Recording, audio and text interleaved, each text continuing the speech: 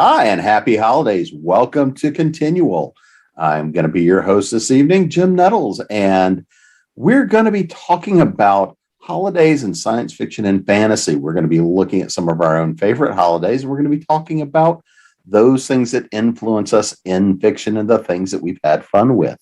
But before we dive in and get started, I'm going to have my panelists go around and introduce themselves, and I want them to tell us what their favorite holiday is.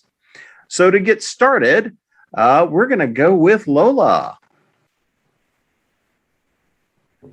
My name's Lola Lariscy, Lariscy, and I'm a science fiction writer and podcaster, doggy and cat owner, or no, they own me. So actually I belong to 2 dogs and a cat. My favorite holiday is Halloween because it's my birthday. I'm going to be the big 5-0. And to celebrate, I bought myself some witch and spellcasting books from Humble Bundle. And I'm going to go to Woody's barbecue because it's right around the corner and I don't really want to go far. So, and it's a cool holiday. Who doesn't love Halloween? And happy birthday. Thank you. All right, Darin. Hello, Darin Kennedy. I write contemporary fantasy and paranormal thrillers, and I may or may not have written a Christmas book myself.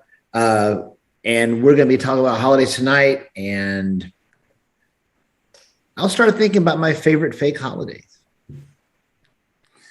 Jenny? Hi, I'm Gini Koch.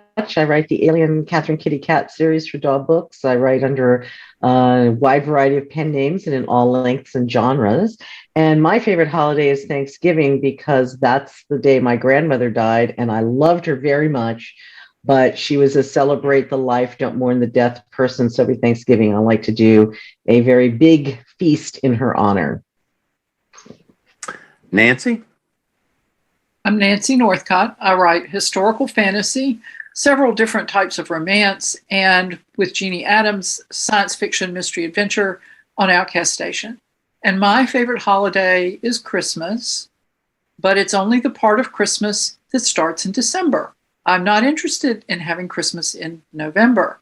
I realize that's popular on many fronts, and that's fine if other people want to do that. But for me, Christmas starts in December, and I love the decorations, and I love the sort of festive feeling that is so often in the air. Not crazy about the stress that sometimes comes through with people, but by and large, it's an upbeat holiday with lots of pretty decorations and shiny stuff. That's why I got shiny stuff behind me tonight for Christmas, and so I'll take Christmas. And I too will go with Halloween because, well, why not? I mean, it's got all the best features of all the good holidays, including it's the night the veil is thinnest, and you get to visit all the old friends that you thought you'd gotten rid of.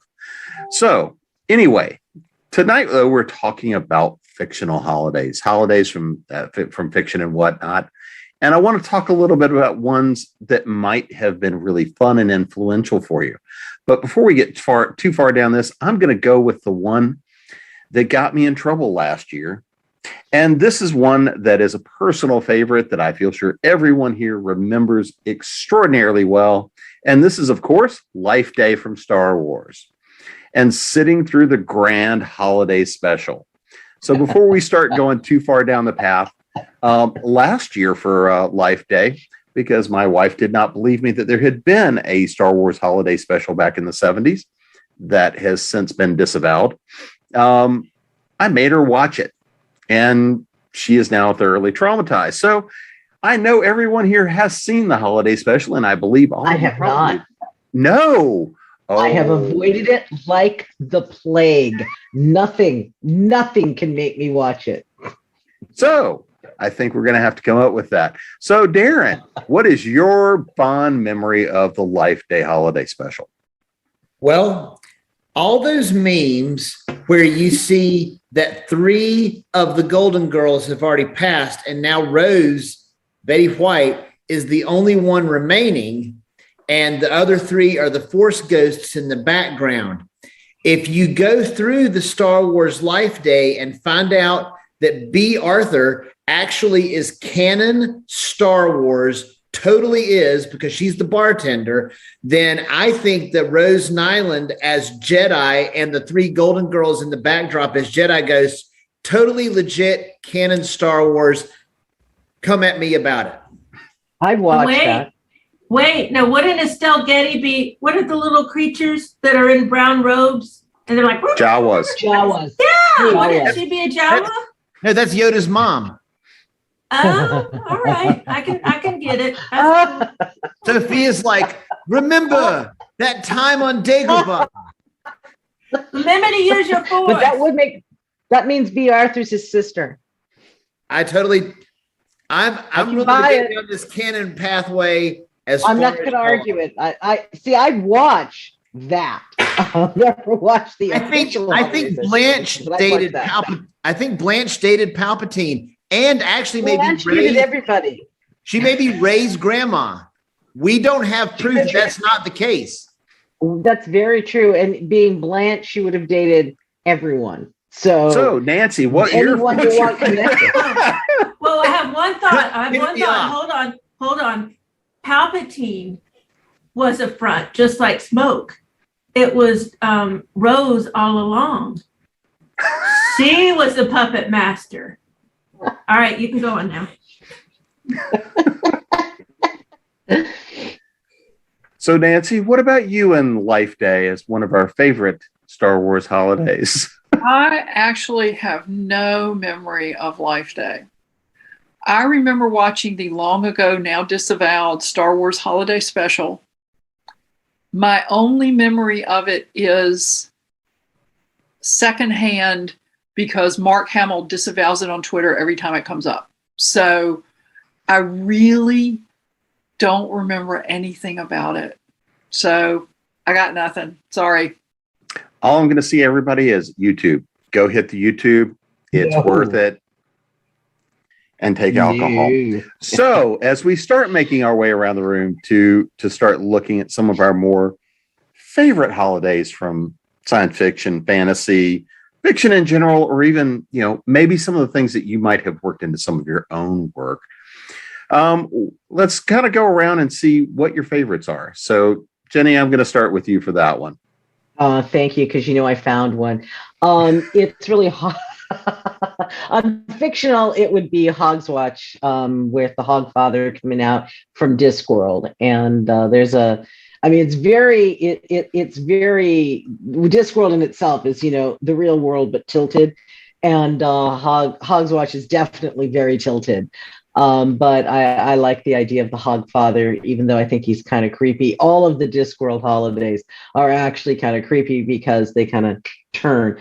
Otherwise, we can be pointing to very easily Nightmare Before Christmas, which I love that. That works for both Halloween and Christmas. So I like that one a lot. So those would be my favorites of what I didn't create. I don't think I've created a lot of holidays. I use the existing holidays, and my characters either do or do not participate in them. So looking at that, what are the influences that most pull to you about, for the holidays? Because again, like you say, in Discworld, it very much is tilting to the side, and it's a Christmas story. We know that. But what are really the elements that Terry Pratchett pulled in that really pull you in for? The Hogfather isn't necessarily jolly, but what he's leaving is like sausages and things like that, which are actually very useful because you can eat them. And just the general idea that, like the Tooth Fairy in Discworld, you find like the Cave of Teeth, and it's really, really creepy. So there's a lot of there's like that, just it's not necessarily talked about overtly, but there is a lot of creepiness in most of the holidays as Pratchett shows them, because he's kind of showing you the uglier side of why these holidays are going on. And especially you're talking about, a series of witches and wizards, and it's even got kind of zombies in there, and werewolves, vampires. It's got all these things. These creatures are just living like the regular people. And so now you have the supernatural element, which he brings into because of death and death's granddaughter Susan has, relationships with all the I guess you'd call them, the beings that are even just a little more out there than most of the people living on Discworld. So I like that most of his holidays are not sunny, happy, joyous things, but the fairy that comes and takes your teeth is, are they taking it when it's under your pillow, or are they just wrenching it out of your mouth? So I like the kind of the creepy factor that's in there, and it's subtle in most cases, but not always. Versus like Nightmare Before Christmas, that's just very, very sweet all the way around, even though its messages stay in your lane, and I don't necessarily agree with that. Because that's really the bottom line. Oh, don't do what you're good at. Don't try to do something else because you won't be good at it, which is not necessarily what you want kids having, but it's really, it is sweet. And it is, there's only one real scary bad guy, and that's Oogie Boogie, and everybody else is trying to do the best job they can do. And so I like it for that, because I don't think it's very creepy. I think it's very, very sweet. So maybe it's just a skewed worldview, but that's how I see both of those. What about you, Lola? I spent all day thinking about this. I worked. People called me and I answered phone calls and I talked. In the back of my mind, I was like, books with holidays, TV with holidays. Okay. And then I was like Googling and stuff. So I was like all pumped up. I was like, I'm ready. I got this. All right. So what comes to mind first is the Pern series. I loved those books growing up and in my 20s. I mean, I still love them. I just haven't read any of them in a long time. But if I think about it, I can put my mind in that mindset, because they were all young adults just starting out. And, they all had some kind of mark against them, something that was holding them back. But of course, they persevered and became the best in their field. Did I mention I'm turning 50 in a few days? You did. Happy birthday. Thank you. I have a day job where I have to talk to customers. So yeah, one day I'm going to break through and be what I was meant to be. It's just right around the corner. Anyway, so I love those books for that. And they were always having get-togethers, and what would you call them? Sometimes I don't know if they're really holidays, but they're fairs, because they're a very agrarian society. And so, people would come from around and they would have traders markets and things like that. And I remember in one of the short stories, The Runner of Pern, I identified with this the most, because in my 20s, I had a lot of get up and go. And I would actually I would walk all over town, just walk everywhere for hours and just explore. And I love doing that. And Runner of Pern is about a girl named Tina, I think her name is, and that's her job. She runs from hold to hold, and she's a messenger. And I remember one time she went to a hold and they were having a festival. And it just seems so warm and so exciting. And there are all kinds of vendors there. And all she wanted was a messenger bag. And I could identify that with that, because I was like, messenger bags are cool. If you have a messenger bag, it means you have something to say. You have something to show people. Maybe it's a story. Maybe it's something else. It's just mysteries and secrets inside that messenger bag. So because she got a messenger bag, I got a messenger bag. And I used it for a long time before I finally had to admit that it hurt my shoulder. Even though I had it crossbody like you're supposed to, I was like, Igor. I was like this. And even now, I still have a crick in my neck. And so I was like, so I finally had to admit I have to use a backpack. Even though they're not as cool or mysterious, I have to use a backpack. I don't have a choice. So there's that. And they also have a holiday called Turns In, which is their New Year's, basically, because a turn is a year. So it's the end of the year, and they all have festivals and feasts and stuff. And of course, I want to go to that too. So when I die, whatever heaven is there, I want it to be Pern without the thread. Let me stipulate that right now. Whoever is listening, no thread. Dragons, yes. Thread, no. What about you, Nancy? Well, one of my favorite imaginary holiday stories, even though I haven't read it in a long time, I have really, as Darin might say, all the feels for it. And it's Winter Fair Gifts by Lois McMaster Bujold. And I believe it's a short story or a novella that fits into the Miles Vorkosigan series between a couple of the books. And Miles and Ekaterin are being married in this story, and Miles's crew, the Dendari Free Mercenaries, have come to the wedding. And one of those is Sergeant Tara, who is a hybrid being. And there's something poignant about Tara, and I don't want to say what it is because I don't want to spoil it if somebody goes and reads the story. But the story is told from the perspective of one of the youngest armsmen of House Vorkosigan. And when Tara comes to the wedding, her clothes aren't right. So he has to go and help her get clothes.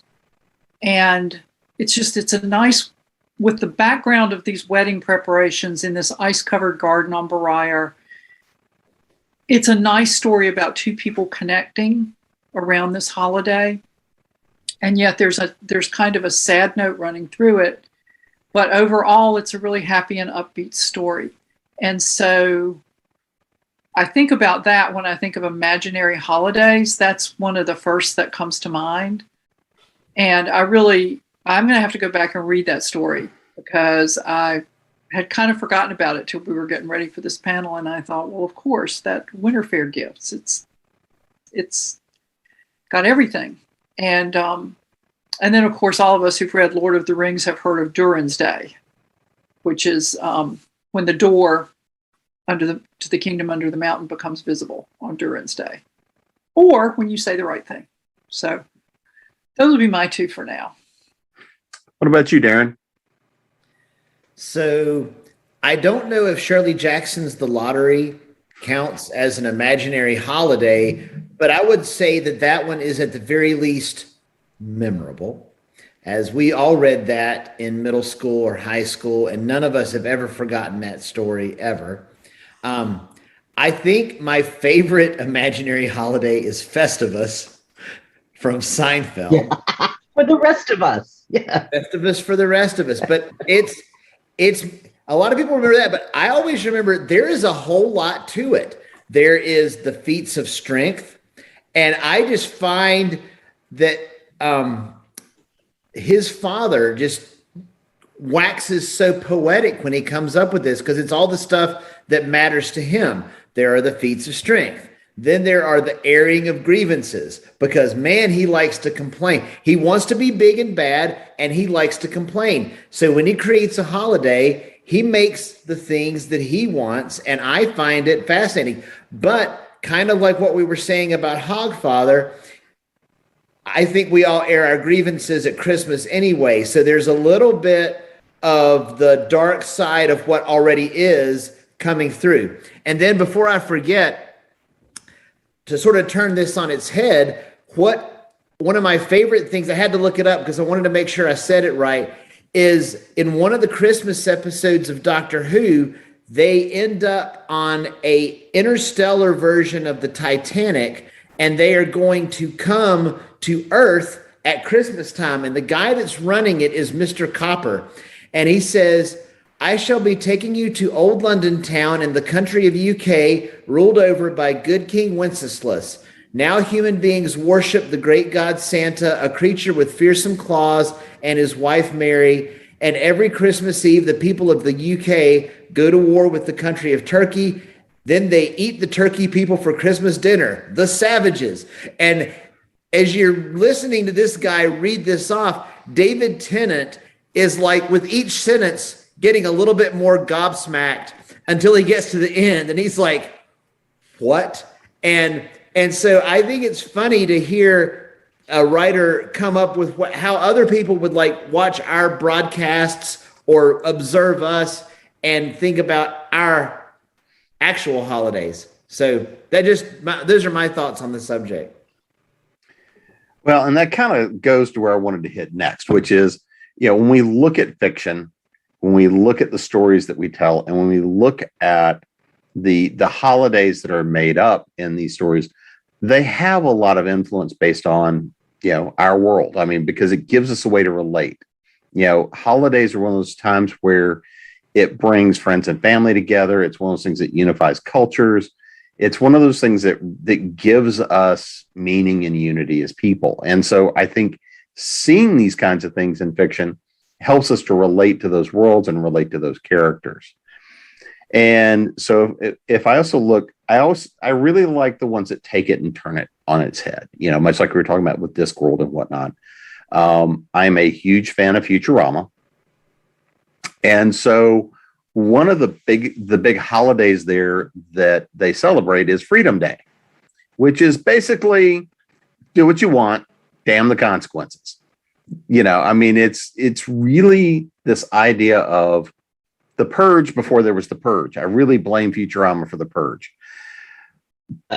But if we look also at Futurama and their take on Christmas and Christmas holidays, it's Xmas, where now robotic Santa, and we have robotic Kwanzaa and all the kind of their take on how holidays shift and change over time. When we look at some of these stories and we look at how we celebrate holidays and what they mean to us, are there any of these stories, any of these holidays that really kind of help bring and make holidays more meaningful to you? Or things that you'd like to take and play with in your own stories and fiction that you're going to take one of our holidays and craft it and take and turn it and twist it to give meaning into your worlds? So Lola, I see you looking, so we're going to start with you first. So I made a list of books and TV shows, but I didn't think about themes. So, all right, I'm going to say right now, things that are meaningful. We'll say something that moved me. There was a Christmas episode from the X-Files, the TV show. And it was called How the Ghost Stole Christmas. And it was a really sweet ghost story. And I love ghost stories, especially with two old people who are married and so cute and sweet. It was Ed Asner and Lily Tomlin, and they haunted the house they had lived in. And they just had such a lovely relationship, and you could tell they loved each other.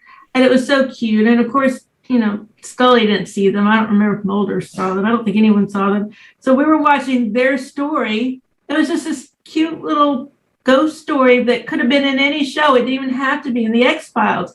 It was a break from the usual, heightened drama of the X-Files to just be a sweet little, could have been a paranormal Hallmark show. And so that makes me feel good. And it kind of makes me, dogs, kind of makes me, think, I want to live in a house like that and grow old with somebody, even if we're ghosts. It sounds cool. What about you, Nancy? Well, I used the solstice in one of my Light Mages Christmas stories. That series I'm re-releasing it next year. It's reverted to me, so I'm working on it to re-release it. But I wanted something that would be a big celebration for them that would not be a big celebration for me. But it ties in because they are literally called the Light Mages, and their motto is Servir Lucy, to serve the light. And so since the solstice is the day when the days start getting longer after that, and the return of the light, I used it for that. And I sort of think about sometimes how in the winter everything is dark and all our moods are dark, because we've all got seasonal affective disorder or whatever. But then along comes the solstice and the days start getting longer, and before you know it, spring is on the way. And it's almost like a dial that turns a mood when the solstice happens. And so I kind of like to think about it for that. What about you, Darin? You restate the question because I want to make sure I'm getting it. I love that stall. Go for it. Keep stalling.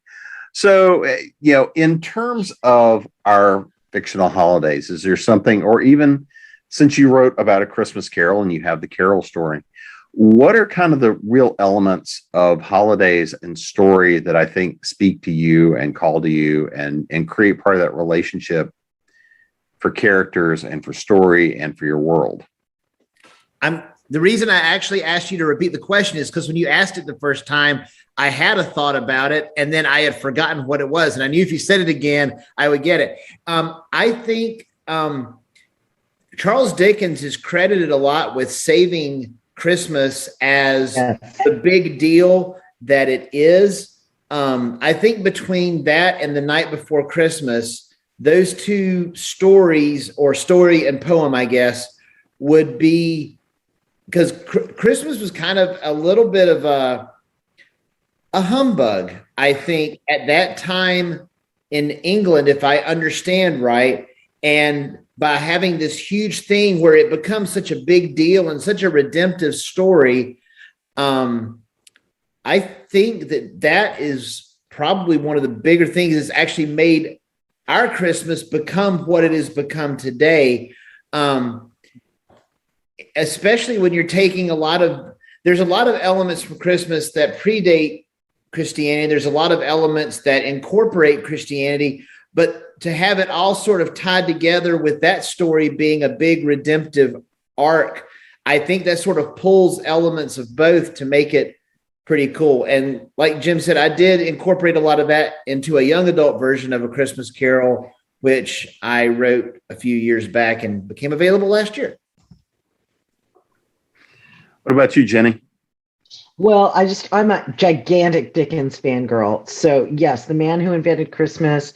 Absolutely. I researched to make sure it was as factual as it seems, and it actually is. The movie is extremely factual, but it's also really, really good. Dickens, Christmas is an extremely minor holiday at the time. It was no big deal. And A Christmas Carol actually made that holiday a big deal. He also essentially created charitable giving. He's also the reason we all get royalties. He self-published A Christmas Carol. I mean, the man was a rock star in his day, and we owe him a tremendous amount. Plus, in that movie, it's the first real depiction of what it's like to be an author that I've ever seen. Usually they show us typing and throw paper away. They don't do that here. It is really accurate. And you can see how, for us, how the characters are alive and talking to us. And in some ways, they're more real to us than our family. And how, you've been thinking and trying to figure it out all day. And you finally sit down and then knock, knock, knock. Someone's annoying you and breaking your thought, and how that works. So I cannot recommend that movie highly enough. It is fabulous, and it's a great movie on top of everything else. So I just had to do a big plug for The Man Who Invented Christmas, because it's epically good. In terms of incorporating this stuff in my own writing, I've been thinking while everybody else is talking, it's like, I don't use holidays very much. The only in the Alien series, they're definitely, because it's going through and to set scenes, and so you know where you are in time. Yes, holidays are involved in Alien Proliferation, which is book 4 in the series. That's where my characters, their first child is on Christmas, and it's a big deal. Not so much that she's born on Christmas, but that all the events that are happening on Christmas Day. And it makes some things more challenging and some things a little bit easier for the characters, usually more challenging. And my aliens they celebrate Arrival Day as a big deal when they first arrived on Earth. But other than hitting that, I don't hit the holidays much. Obviously, I have to hit Christmas because that's a birthday for a major character. But I don't really do it. I'm thinking, gosh, I really don't use holidays at all. I probably do, and I've probably forgotten it. There's a lot of titles back behind me, but I don't use them that much, and I don't really create my own holidays all that frequent. I mean, Arrival Day was it finally dawned on me that there's no way these ACs are just walking in and going to be celebrating what everybody else is celebrating. They are going to, however, celebrate the day they got to their new planet and got accepted and allowed to live there. That they are going to celebrate. But I mean, it's exchanging of small gifts, and the only reason you know about it is that that gift exchange has ramification within the greater story. So I am really currently a holiday avoider when it comes to writing. So you've identified a gap. So I guess I'll have to get on the stick on that one. So when you look at holidays in fiction for you, if you were sitting there and thinking, now looking at some of your world, some of your stories, when you look at the elements of a holiday, and you're trying to craft something, and kind of going back to this idea of, arrival day, that's something that would be meaningful to people and be a unifying date that says, this is a new date. This is when something was created and started and has importance. But when we look at fiction, whether it's your own stuff, whether it's stuff you watch on TV, we've already brought up things like The Nightmare Before Christmas and the elements it brings of Halloween and Christmas, and tying the two together, and the fact that's really running the first half of winter. That's the dying part of winter. And are there any of these things that have strong meaning for you that have actually given you more meaning for the holidays that they're around? So if you're looking at, again, something like that, is there something that in these specials that may be its own reflection or a mirror, that is something you've read, something you've seen, something you've watched, something you've even written, that really has meaning for you and makes you reconsider how you look at the real holiday that it may be based off of? So Nancy, I'm going to throw that one to you. Oh, thank you. Yay, someone else is taking that one first. Thinking about that, and not really so much. I'm kind of set in my ways when it comes to holidays, and not what we might call highly flexible about that. I enjoy playing with them. I've written 2 books that have Thanksgiving in them, but they didn't really affect my view of Thanksgiving at all. Well, then conversely, how did your view of those particular holidays influence the story you told then? This was a paranormal romance. It's part of the series I'm getting ready to reissue. I hate it when the turkey stands up and dances. No, it's not that kind of paranormal romance. The hero invites the heroine. They're archaeologists. They're on an excavation site. And so his parents, who are famous archaeologists, come down to have Thanksgiving with them. And he does the polite thing and invites her to join his parents and a couple of their friends locally, who are all having Thanksgiving, and everybody has a lovely dinner and everything is fine. But things that happen later make him believe she played him to get access to his parents. And that's a sore spot for him. So I use Thanksgiving to mix up the conflict between the hero and the heroine. And honestly, I think I was raised to look at Thanksgiving and Christmas as this is the time we all step into a Norman Rockwell painting. And I love Norman Rockwell's paintings, but I don't think most of our lives are quite as sunny as a Norman Rockwell holiday painting. And I think holidays have a way of bringing out conflict in people. I saw a special on MSNBC before Thanksgiving one year because, so many more people travel for Thanksgiving than for Christmas. And they were talking about the family stresses of Thanksgiving. And I thought, I've had Thanksgivings that had that.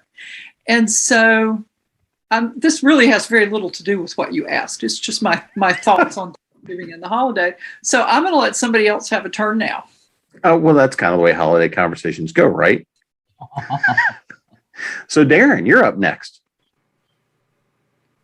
So I think we just did a panel earlier this evening on A Christmas Carol, and as I wrote my own version of that one is one that really sticks in my mind. And I think when Christmas rolls around, I think it does bring out the better side of a lot of us. It brings out sometimes the worst side of all of us. And I think in any particular Christmas season, it can do both. You're going to see everybody. You're going to eat lots of your favorite foods and see, people you don't see all that often. But also, You're going to see people that you don't see that often, that you may not always agree with every single thing about. And you're going to go shopping for those people and be in the mall with 400,000 other people. And that can necessarily bring out sides of yourself that you may not like or really wish the world would see. And I think when you have something like A Christmas Carol or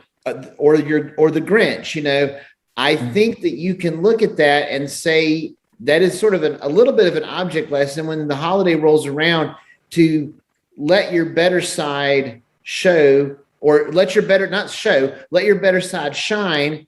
And when you start to feel grinchy or scroogey, that there's a hooded cloaked figure in the darkness that's going to get you if you don't if you don't simmer down. That's my answer. Jenny? Oh, I want to ask the stalling question again. What was actually? I've actually been really paying attention to what everybody else is saying, and I forgot what your question was that started what everybody else was saying. I'm supposed to remember the question I asked? Oh, wait. You are now, or I'm going to just answer something else randomly. No, I mean, just sort of looking. When we look at holidays in fiction, we look at the stories we tell.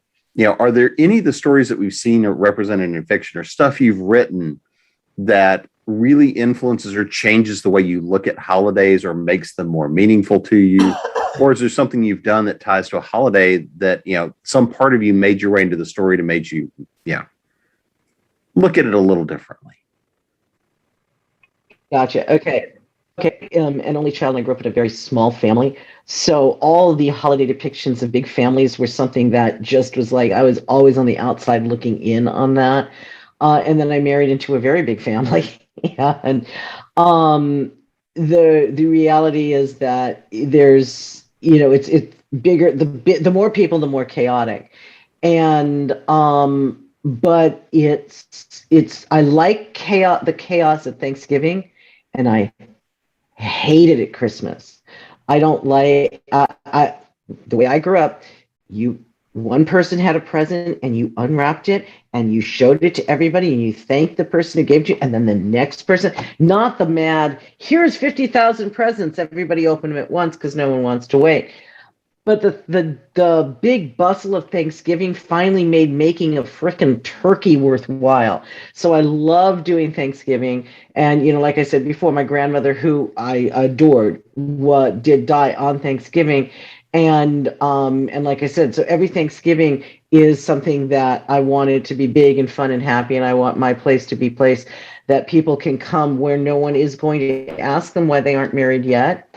No one is going to, they don't have to be afraid that, someone will find out that they are gay or trans or whatever, because nobody is going to care in a negative way in my place, because I don't invite those people that would. And so I want to be the place people can come when they don't, when it's like, I'm going to make a turkey for myself or for two of us or three of us, and it's just not enough. I want people able to come to me. So 2020 sucked. But anyway, that was hard. But how it affected me in writing, all I can say is that very clearly, as we identified in the last question, I don't really write about holidays. The only reason Christmas has worked in is because of literally it is that matters, so I have to talk about it. It's not, I'm never writing the Christmas stuff to be deeply meaningful. There is a very meaningful scene at the end of Alien Proliferation where they're going to the National Christmas Tree on the last night it's open. So they're there at New Year's Eve. That's what they're doing. And that's actually very meaningful to the story and to the characters. But overall, avoidance, I think, is what I've gotten, is like, I don't want to write about it. I don't want to write about either people fighting over how the stuffing came out, or, the deep meaningfulness or the gooey centers of most holidays. So apparently I just flee them as fast as I can from a writing standpoint. I like holidays in real life. Is there anybody else's depiction though that really touched you?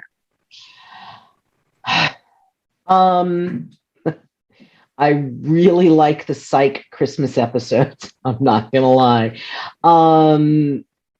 And most, I would say probably most of the ones that I really like would not fall, other than Psych, I swear to you, falls under a fandom.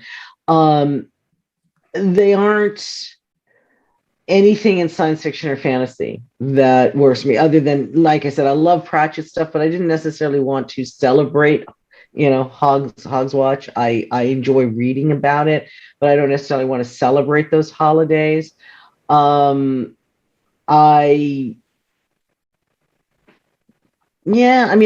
think of the scene of Happy Christmas with the first Harry Potter movie, and then I think, like, we barely ever talk about Christmas again after the first book. So I liked that, but it didn't make me gooey. That's honestly the only one I can think of. So obviously it did something, but no, they don't really. I mean, I like them. I'll tear up at the right place. I'll be moved at the right place, and then it's gone. So I guess I'm just not sentimental in that way. So this is suddenly turning into psychoanalysis, and I'd like somebody else to answer the question now. All right, Lola, it is your time to sit on the couch. And First of all, me too, only child. And everyone opened their own present and he went, ooh, and ah, thank you. Exactly. But then when I go to Christmas with other people, they're like, and I got mad. Like last year or the year before, I got mad, and I was like, you're supposed to look at look at the person and go, ooh and ah, and what the heck is going on here? So it kind of takes the fun out of it, because you want to see, did they like the perfume I got them? Or, was that a good gift? You want to know. So yeah, it sucks. Big families suck. Only children all the way. Rules. Exactly. So my answer is, all right. So I always heard that a lot of the Christian holidays were kind of manipulated to mimic pagan holidays to kind of get people on board. Like, hey, I know you like Samhain. Let's do this other thing. I know you like Yule. Well, hey, how about Christmas? It's kind of, we have green stuff and fires. Let's do this thing. So a book I read probably 20 something years ago that I haven't read since, so my memory is a little foggy, is American Gods by Neil Gaiman. Yeah, and one of the things I loved that he did, he put it so in perspective, because every deity that was ever worshipped came alive because somebody worshipped them. It didn't matter if they were copies of the same. For instance, you had Black Jesus. You had Mexican Jesus. So every iteration of a deity came to life. So it wasn't just a holiday for Jesus or God, it was a Mexican holiday for Mexican Jesus. And so it really made me realize just how much of it is influenced by people. Now, I know we're not going to get into discussion about religion and everything. We don't have all night. I don't have my wine with me. So we can't do that. And some of us have to work. So, but I'll just say it really opened my eyes to just how much might be culturally fixated as far as holidays go. For instance, you have Easter. Easter's a person because she became a person because people observed it so much that it came to life. And so I love that not only holidays may be paranormal, may be divine, they may be, but they're also part of our own culture and our own histories, and we should embrace that part of it. You do you, Black Jesus, Mexican Jesus, you go on all out, do it. Well, and for me, one of the ones that I remember really well was from Babylon 5. They're on the station, you have all these peoples, you have all these cultures, but miraculously, they all sort of celebrate the same day where the veil gets thin. It's their Halloween sort of celebration, their Samhain. And that episode I thought was beautifully done, even with Penn and Teller aside. But that episode was very much about having people that have crossed over come back, and people being able to look at and address, things that they hadn't dealt with people that had passed on, and able to see things from all these different cultures, but the fact that still created that community of different peoples, different cultures, with still that idea of loss and grief and wanting to reconnect. And that was a story that the way they did it, I thought was done really well in their universe, that let you see that unification between, no matter how diverse the cultures, no matter how the conflicts were going and working, no matter what else was going. It was an interesting way of seeing how so many different people and cultures dealt with the same sort of a situation. And that for me is still one of my favorites. So as we're coming up here and starting to get towards wrapping up, I kind of want to hit on, is there a holiday, whether you've played with it or not, is there something, after we've been going through all of this in the psychoanalysis of tonight, that now you're feeling called to tell a story that involves that holiday and the drama and the conflict it gets to create? Yes. All right, Jenny, you win. You go first. In what you were talking about, it reminded me that Coco does a wonderful job of doing the Day of the Dead. And that is one of the holidays that I grew up in a highly Hispanic area, so it was celebrated, but it wasn't anything my family joined in. But I really like the whole idea behind it. So that, and I like the imagery. I really like everything about Day of the Dead, and I've never ever gotten to celebrate it because I am not Hispanic and I don't have any cultural right to do so, but it is something that I would like to do personally and wouldn't mind working into a story, because I think that I actually can work into a variety of stories where it would be interesting and appropriate. So Day of the Dead for me. Lola? And thank you, Jim. I want to learn more about Passover, the Jewish Passover, like what it is and when. I kind of know when it is, but I know I'm just being funny. But it's like one of those things. I know it's around Christmas, right? It's usually no. Which Easter. is the one that's 8 days? Which is the one around that's 8 days? Easter. Hanukkah. I meant to say Hanukkah. I'm sorry. Hanukkah's around Christmas. In my defense, I meant to say Hanukkah, but it came out wrong. So I meant Hanukkah. And I know it's 8 days, and I know it's in December. Sometimes it falls around Christmas, sometimes it doesn't. And, I would love to write a story involving that, but then there's the problem of, well, if I get it wrong, I'll never live that down. I have to be very careful. And it's like, I want to learn about it so that I can incorporate, We'll talk. Here's good news. We actually have a show coming up. We've already taped it. Now I'm just showing how old I am. We've already recorded it. That's all about Hanukkah. So you can learn from.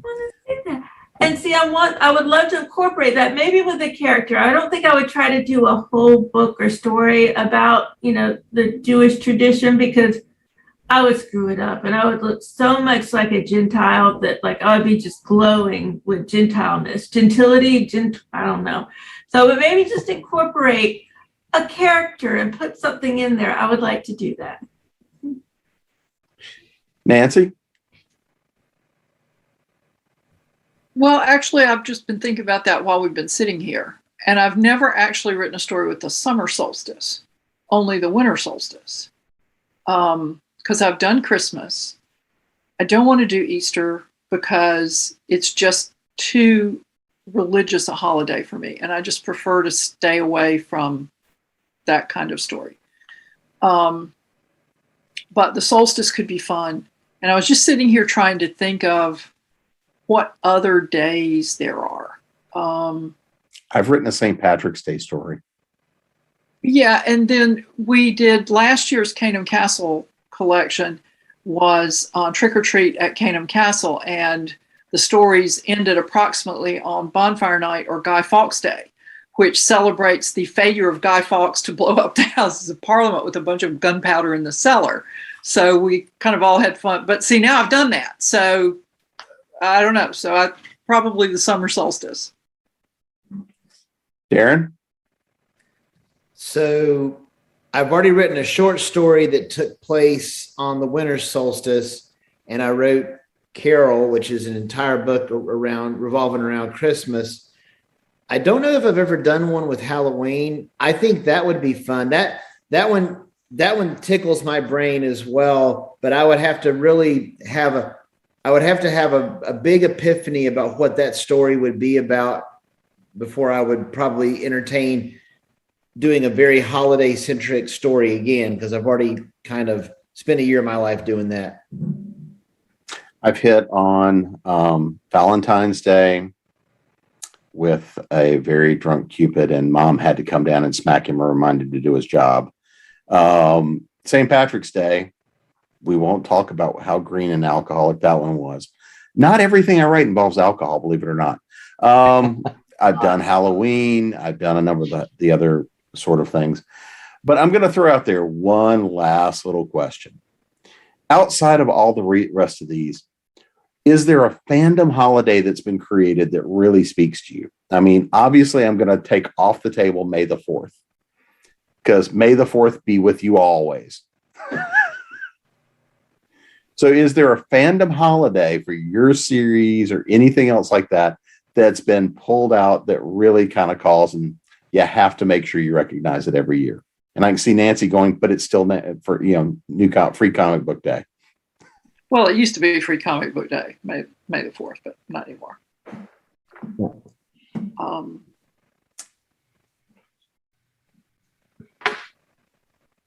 I'm drawing a blank. All right, I've beaten the panelists. I've won now. Yeah, I've got nothing. I'm thinking, no, I've got, didn't we psychoanalyze this 3 questions back? I've got nothing. I think so. Isn't there a May the Sixth? What's the 6th one? May the 6th. One. Yeah, there is. There's a 6th one. It's something like May the 6th. Yeah. So that'll be mine. Yeah. Time to reflect on all the evil deeds you've done. Well, May the Or 6th crosses more 2 evil days, deeds. so there can only be 2. All right. Well, I want to thank everybody for coming to hang out this evening and have a little bit of fun about some of our favorite fictional or not so fictional holidays. But before we get out of here, we're going to go back around the room again and let everybody, know where to find you on the social media, stalk you, and of course, come and get some books because it is holiday season and you do need some gifts. So Nancy, I'm going to start with you. Well, you can find me at nancynorthcott.com. I spend more time than is good for me on Twitter, and on Twitter I'm at Nancy Northcott. My latest release from Falstaff Books was The Steel Rose, which is the second in a historical fantasy trilogy set during the 100 days between Napoleon's escape from Elba and the Battle of Waterloo.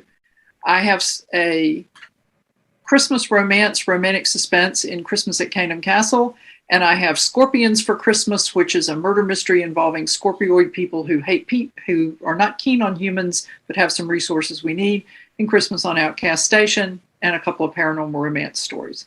So you can tell that I'm really into Christmas. Lola? My name is Lola Lariscy. I'm a sci-fi writer. I have one book. I'm very slow. It's called Trudy Lim, Spaceship Captain, Earth Detective. It's about a person named Trudy Lim. And I'm going to tell you, she's a spaceship captain and she's an Earth detective. Spoiler, sorry, I gave it away. I'm sorry. And I've been working on a paranormal young adult book for like 8 years now. I don't know. I'm just stuck in my head. But one day I'm on the 3rd draft and it's the hardest because everything's already there. It's just, I keep finding the flaws. And so I get depressed and I stop. So I just need to get in there and do it. I just need to take like a week, year off from work and do it. So anyways, that'll be out eventually. You can find me everywhere. I'm on just about everything. Lola Lariscy, Lariscy. Jenny?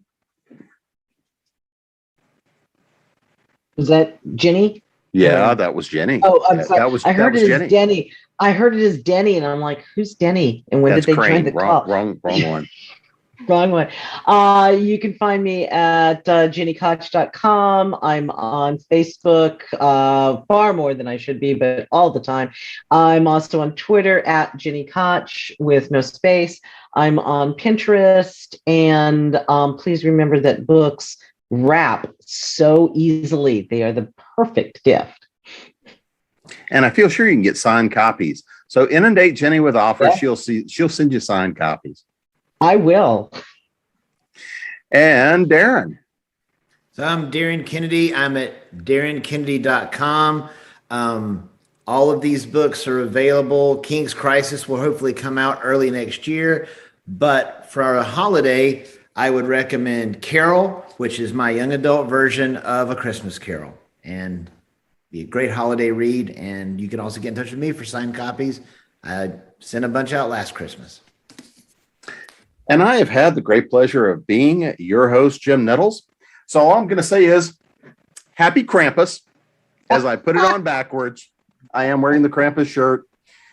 Happy Scotchtoberfest. Well, Willie was really disappointed to find out that that was not a real holiday. You can find me at jamesbnettles.com. You can find me at authoressentials.net. You can, of course, find me here at ConTinual.